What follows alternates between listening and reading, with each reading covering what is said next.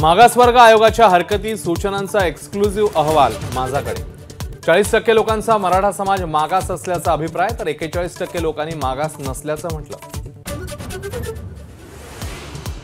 20 फेब्रुवारीच्या विशेष अधिवेशनात मराठा समाजाला 10% आरक्षण देण्याबाबतचा कायदा केला जाण्याची शक्यता। शिक्षण आणि नोकरीत आरक्षण देण्याबाबतचं विधेयक विधिमंडळामध्ये संमत होणार। सगळे सोयरे कायद्याची अंमलबजावणी होईपर्यंत आंदोलन सुरूच ठेवणार, जरांगेंचा निर्धार। 20 तारखेनंतर पुढील आंदोलनाची दिशा ठरवणार, एबीपी माझाला जरांगे यांची माहिती।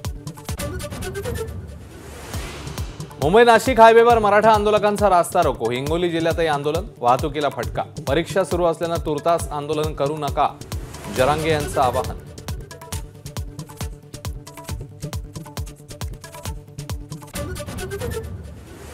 कोल्हापूरमधल्या महाअधिवेशनातल्या मुख्यमंत्री शिंदेंचा उद्धव ठाकरेंवर जोरदार हल्लाबोल।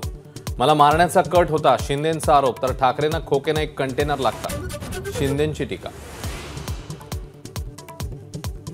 राष्ट्रवादी पक्ष आणि चिन्हाच्या याचिकेवर सोमवारी सुनावणी। चिन्ह पक्ष अजित पवार गटाला, या विरोधात शरद पवार गटाची सर्वोच्च न्यायालयात याचिका।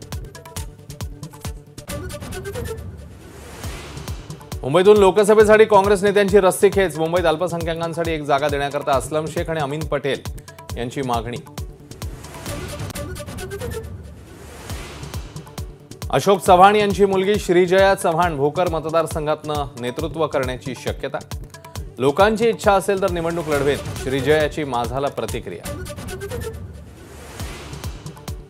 मध्य प्रदेशचे ज्येष्ठ काँग्रेस नेते कमलनाथ भाजपच्या वाटेवर असल्याची चर्चा। 19 फेब्रुवारीला भाजप प्रवेश करण्याची शक्यता। 10 ते 12 आमदारही भाजपच्या वाटेवर असल्याचा दावा।